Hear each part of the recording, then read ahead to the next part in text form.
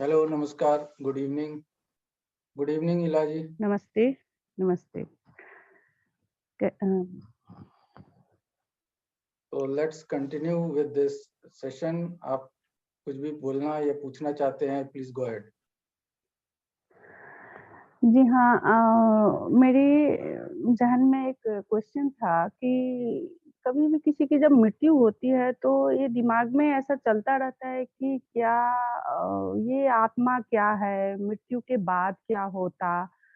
या जैसे कि मृत्यु के बाद चीज़ें होती हैं कि गरुड़ पुराण सुनाए जाते हैं, उसमें कुछ कथाएँ होती हैं कि आत्मा वैतरणी नदी जाती हैं और तरह-तरह की यातनाएँ मिलती हैं या फिर जो अच्छी आत्मा है उन्हें सीधे मोक्ष प्राप्त होता। तो मैं सोच रही थी कि काफ़ी सर्च भी किया मैंने तो लेकिन अभी तक कुछ सही जवाब नहीं मिल पाया तो मैं कुछ कन्क्लूज़न ही नहीं निकल पाया, तो क्या आप कुछ इस पे प्रकाश डालेंगे कि आत्मा क्या है?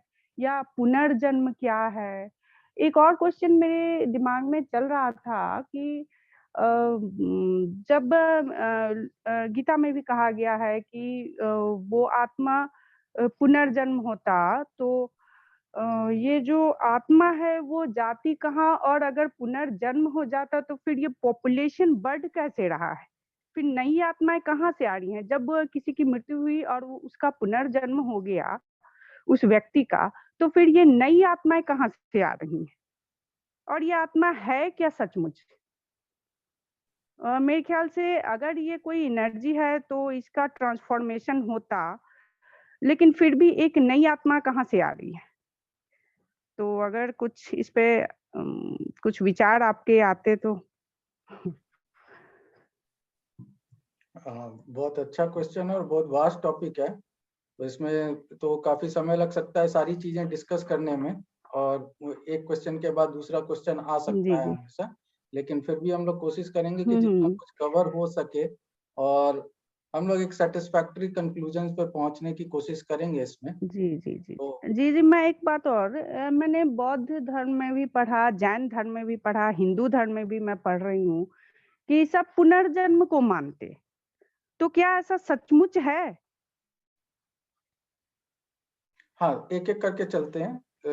और जितना कुछ कवर हो पाएगा आज हम लोग करेंगे, और नहीं तो इसको फिर अगली मीटिंग में भी हम लोग ले लेंगे। और भी कुछ लोग होंगे जो इससे रिलेटेड क्वेश्चन पूछना चाहेंगे या कुछ बताना चाहेंगे।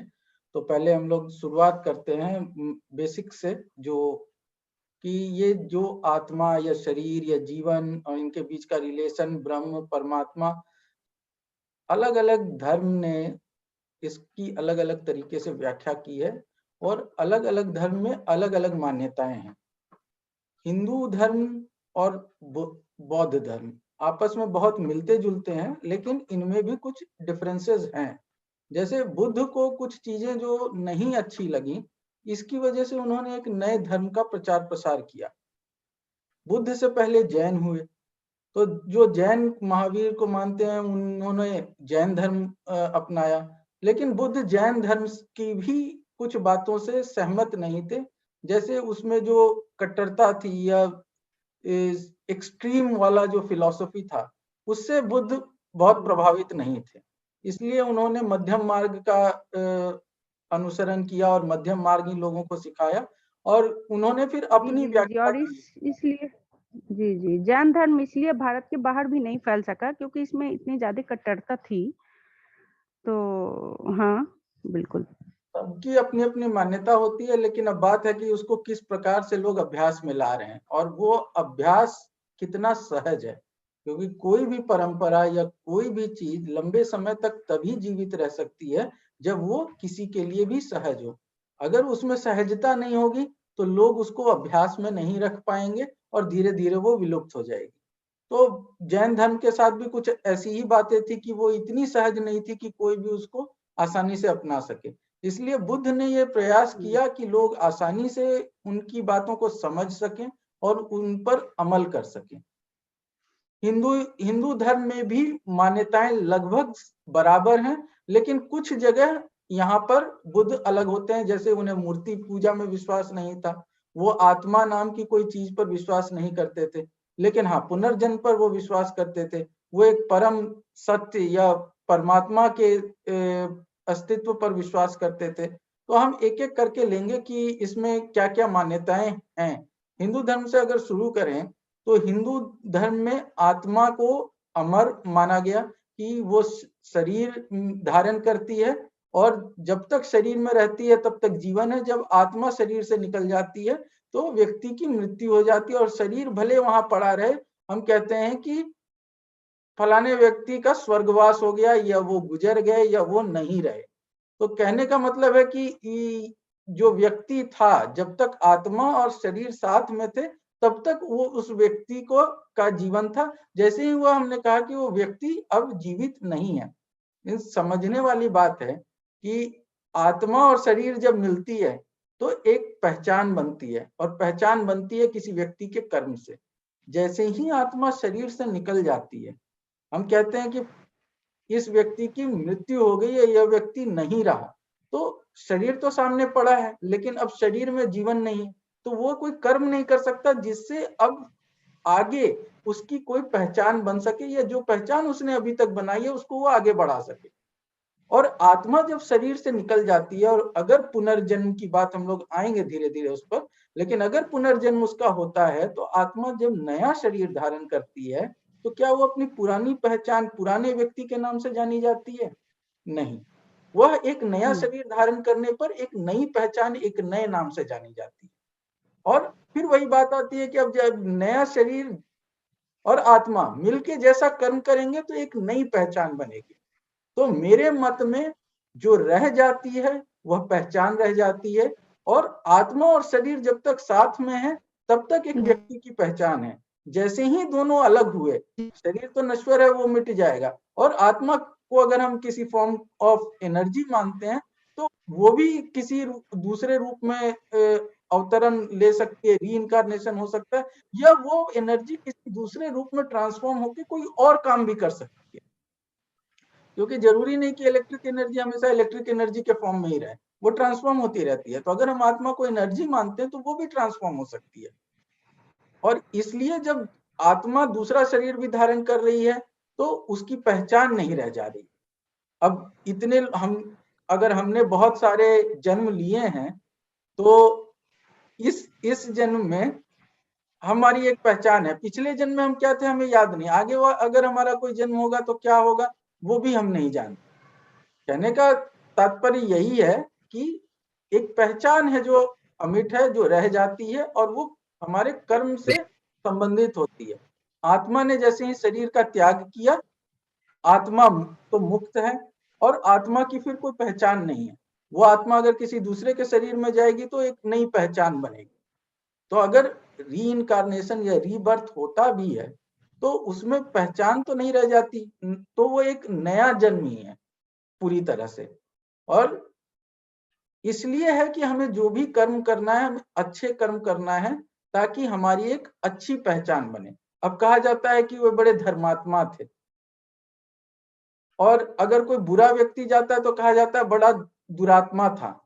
तो और फिर गीता में बात आती है कि आत्मा तो निर्लिप्त है, उसका किसी से कुछ लेना देना नहीं है। तो जब आत्मा निर्लिप्त है तो ये दुरात्मा कैसे हो गई, या महात्मा कैसे हो गई, या अच्छी आत्मा कैसे हो गई? आत्मा तो हमेशा अच्छी है फिर, क्योंकि उसको किसी से लेना देना नहीं है। तो ये टर्म बेसिकली इस बात पर निर्भर करते हैं कि जाने वाले व्यक्ति ने कर्म कैसे किए थे।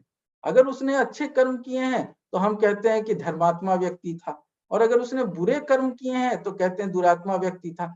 तो ये फिर उसी पहचान से रिलेटेड है, उस आइडेंटिटी से रिलेटेड है, ना उस शरीर से रिलेटेड है, ना उस आत्मा से रिलेटेड है। क्योंकि अगर कहा जाता है कि आत्मा निर्लिप्त है तो शरीर भी निर्लिप्त है। एक बार आत्मा शरीर से निकल गई तो शरीर को कुछ लोग जला देते हैं, कुछ लोग दफना देते हैं, लेकिन शरीर को उससे कोई अंतर नहीं पड़ता, या उसकी कोई ऐसी इच्छा नहीं रहती कि नहीं मुझे जलाया जाए या दफनाया जाए।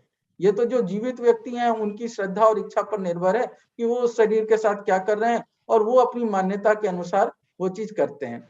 ऐसे इंग्लिश में बहुत बार ये किसी की मृत्यु होने पर कहा जाता है रेस्ट इन पीस।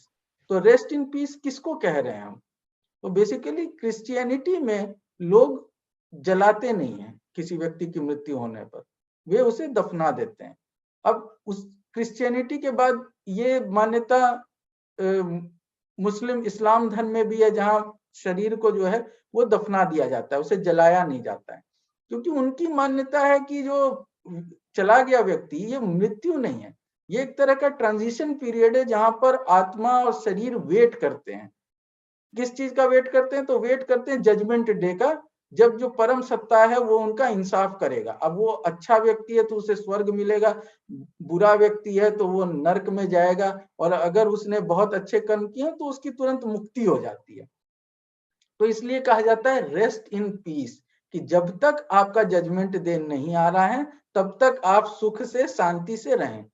हिंदू धर्म में ये मान्यता नहीं, हिंदू धर्म में हमारे यहाँ जलाने की परंपरा है, सिख धर्म में भी जलाने की परंपरा है, तो वहां रेस्ट इन पीस का कोई मतलब नहीं रह जाता। वहां बस यही कहा जाता है कि हाँ, भगवान उनकी आत्मा को शांति दे, क्योंकि शरीर को तो जला के नष्ट कर देना है, और आत्मा अमर है तो आत्मा को शांति मिले। पर फिर वही बात आती है कि जब आत्मा निर्लिप्त है तो उसमें शांति अशांति का प्रश्न ही नहीं है। आत्मा तो सदा शांति रहेगी, प्रसन्न ही रहेगी, क्योंकि वह कभी लिप्त थी ही नहीं। इसलिए ये कंसेप्ट समझना जरूरी है कि आत्मा और शरीर जब मिलते हैं तो एक व्यक्ति, एक जीवन पनपता है, और उस जीवन के दौरान हम जो भी कर्म करते हैं उससे हमारी पहचान बनती है, और ये जो पहचान है वही रह जाती है। अब महात्मा गांधी 1948 में चले गए, लेकिन आज भी महात्मा गांधी की पहचान है, भगत सिंह की पहचान है, ऐसे जितने महान लोग हुए हैं, संत महर्षि, उन सबकी पहचान है, क्योंकि उन्होंने कर्म ऐसे किए जिसे हम भुला नहीं सकते, जो युगों युगों के लिए उनकी पहचान को अमर कर गया। तो ये पहचान ही रह गई। अब ना उनका शरीर है, ना हम ये जानते हैं कि उनकी आत्मा है, और अगर वो आत्मा है तो कहाँ है, या उस आत्मा ने पुनर्जन्म लिया तो किस रूप में जन्म लिया, ये कोई नहीं जानता। तो समझने के लिए बस इतना समझना जरूरी है कि आत्मा और शरीर दोनों मिलने पर जीवन है, और जीवन भर हमें अच्छे कर्म करके एक अच्छी पहचान बनानी है जो रह जाएगी। अब बात, एक प्रश्न ये अच्छा प्रश्न आया था कि अगर आत्मा जो है वो पुनर्जन्म लेती है तो फिर नए जन्म कैसे हो रहे हैं? तो उसके लिए मैंने अभी वही बात कही कि अगर हम आत्मा को एक एनर्जी मानते हैं, तो एनर्जी जो हम जानते हैं कि एक एनर्जी दूसरे फॉर्म में कन्वर्ट हो सकती है। इलेक्ट्रिक एनर्जी मैकेनिकल एनर्जी में कन्वर्ट हो सकती है, लाइट एनर्जी में कन्वर्ट हो सकती है, उसी तरह मैकेनिकल एनर्जी इलेक्ट्रिकल एनर्जी में कन्वर्ट हो सकता है। तो एनर्जी इज ऑलवेज ट्रांसफॉर्मेबल। अब आप समझें कि कहा जाता है कि ये दुनिया जो है ये दुख का सागर है। बुद्ध ने भी कहा कि ये जीवन में दुख ही दुख है। अब दुख से बचने के उपाय, उन्होंने दुख का कारण बताया, फिर दुख से बचने के उपाय बताए, और उसमें उन्होंने 8 फोल्ड पाथ, 8 तरीके बताए, कि 8 मार्ग बताए जिससे कि हम दुख से मुक्त हो सकते हैं। तो अब जीवन में तो बहुत सारे दुख हैं, और आत्मा के बारे में कहा गया कि वो निर्लिप्त। अब गौतम बुद्ध का कहना था कि वो आत्मा में विश्वास नहीं करते थे।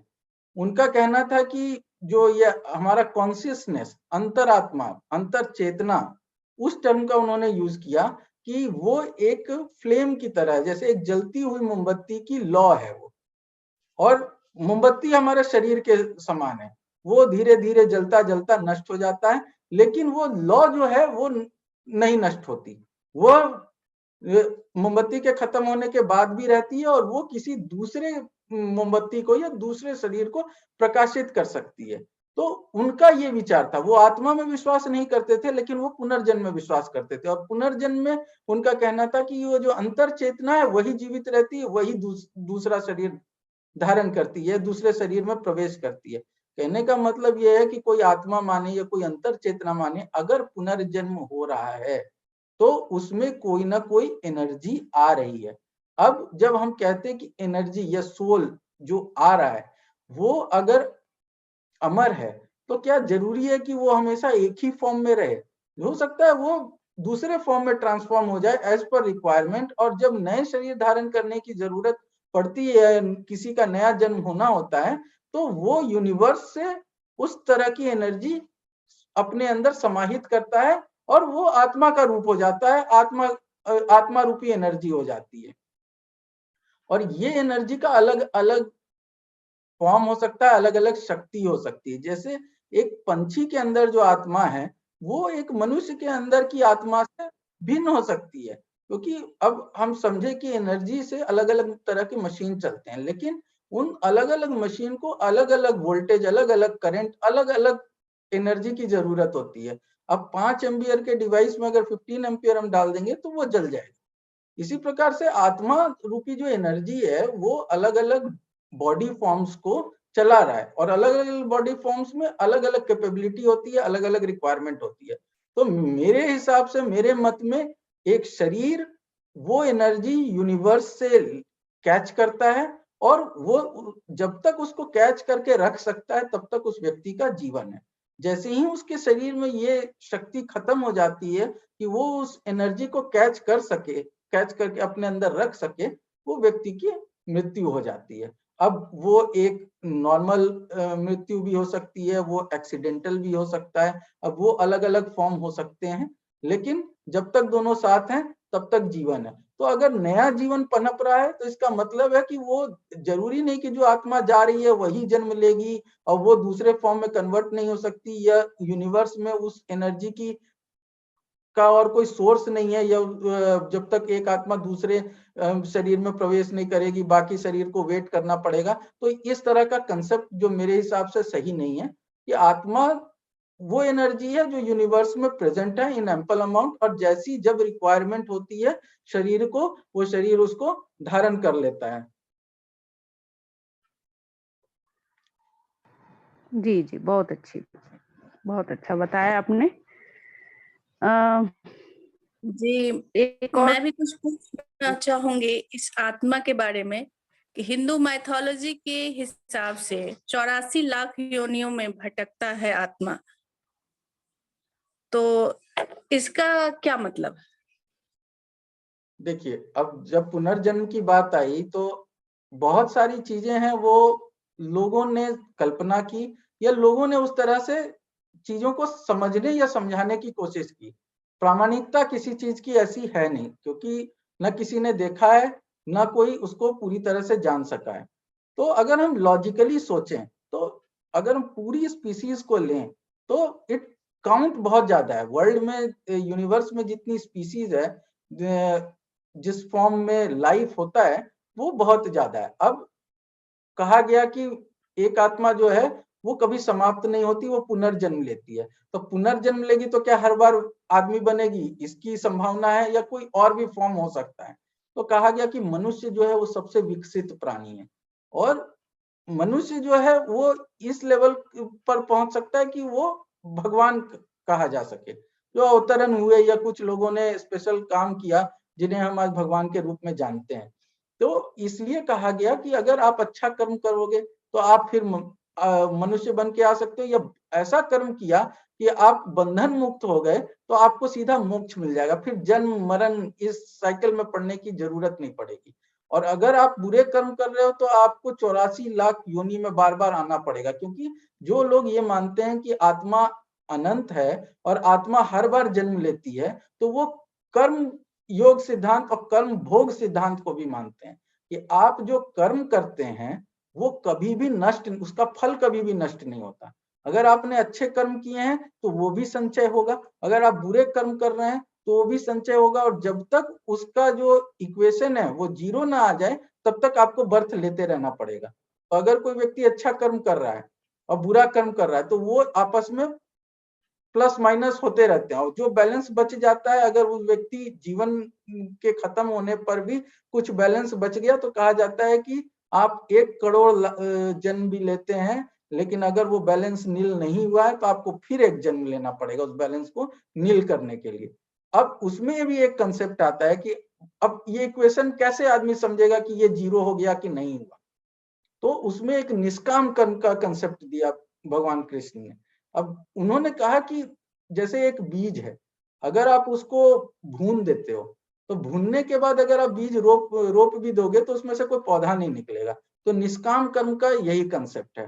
कि आपने अगर कोई चीज से लस्ट नहीं रखा, लगाव रहित होके आप काम कर रहे हो, तो उसका जो परिणाम है वो आपको कोई बाधा नहीं पहुंचाता, वो आपके लिए कोई बंधन का कारण नहीं बनता। तो आप ना क्रेडिट में जाते हो ना डेबिट में जाते हो, और अगर वैसे ही कर्म करते जीवन भर रह गए तो आपको मोक्ष मिल जाएगा। तो बेसिकली ये सारी चीजें इसीलिए आई कि व्यक्ति जो है वो अच्छा कर्म करे, लगाव रहित होकर कर्म करे, कि मुझे ये अच्छा लगता है तो मैं ये काम करूंगा, मुझे ये अच्छा नहीं लगता तो मैं ये काम नहीं करूंगा। जो जरूरी है, जो आवश्यक काम है, वो आदमी को करना चाहिए और लगाव रहित होकर करना चाहिए, ताकि आप डेबिट या क्रेडिट वाले इक्वेशन में ना पड़े। और अगर आप उस इक्वेशन में नहीं पड़ेंगे और आपका बैलेंस नील है, तो आपको मोक्ष या सैल्वेशन ऑटोमेटिकली मिल जाएगा, फिर आपको फिर बर्थ लेने की जरूरत नहीं पड़ेगी। नहीं तो वही कहा गया कि आपने कर्म किया जैसा, तो उसका फल भोगने के लिए जरूरी नहीं हर बार मनुष्य बन के आओ, आप दूसरी योनि में जाओगे और फिर तीसरी योनि में जाओगे, क्योंकि जो दूसरी योनि में आप गए वहां आप मनुष्य जैसे कर्म नहीं कर सकते, तो ऑटोमेटिकली आप फिर मनुष्य योनि में नहीं आ पाओगे। फिर पहुंचते पहुंचते आपको उतनी सारी 84 लाख या जो भी काउंट दिया गया, एक हाइपोथेटिकल काउंट की हाँ इतने में जन्म लेना पड़ेगा, तब आप वापस मनुष्य बनोगे या फिर आपकी मुक्ति होगी। तो ये कर्म भोग सिद्धांत का कंसेप्ट है।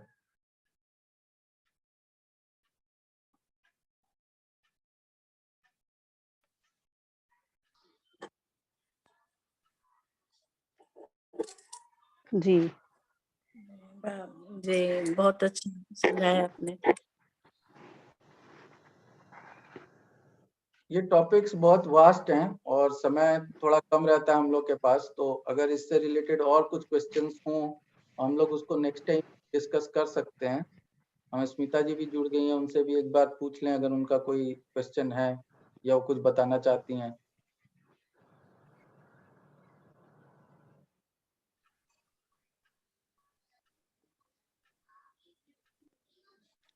लीला जी, आशु जी, आपका इससे रिलेटेड और फर्दर कोई क्वेश्चन है तो आप पूछ सकते हैं।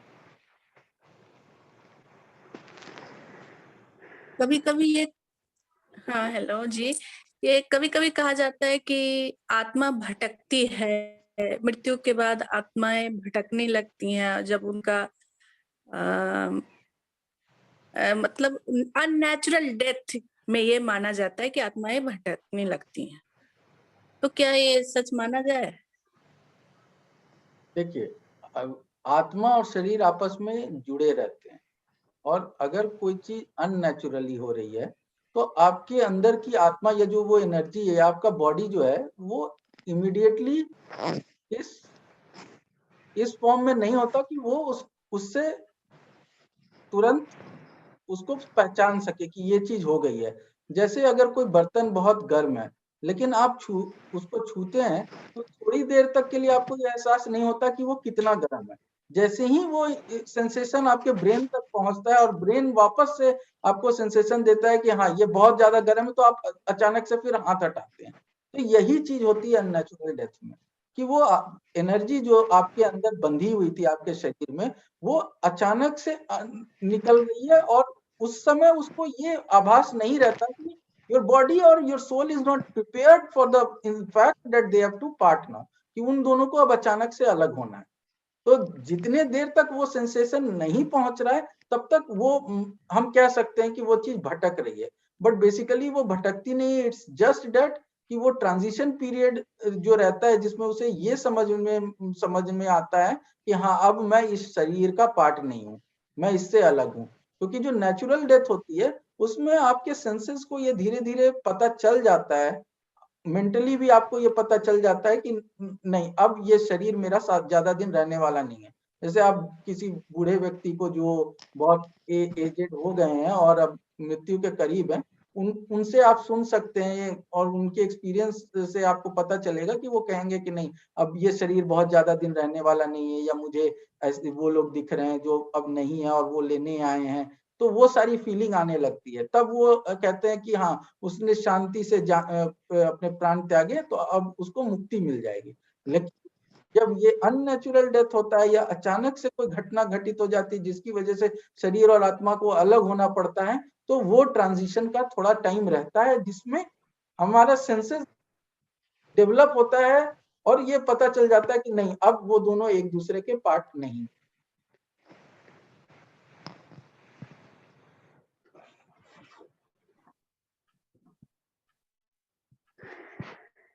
बाकी जी, उसी में बहुत अच्छी बताया व्याख्या कि की। बंधन है तो बंधन से मुक्त होना है तो कोई लस्ट नहीं रखो, लगाव नहीं रखो। जैसे आज भी हिंदू धर्म में जनरली जलाने की परंपरा है, लेकिन बच्चे या जो संत हैं उनको जलाया नहीं जाता। उनको संतों को समाधि की मुद्रा में नीचे जमीन के अंदर स्थान दे दिया जाता है और बच्चों को भी जमीन के अंदर ही गाड़ दिया जाता है, क्योंकि कहा जाता है कि बच्चे अभी तक सांसारिकता में लिप्त नहीं हुए हैं और जो संत हैं वो सांसारिकता से मुक्त हैं।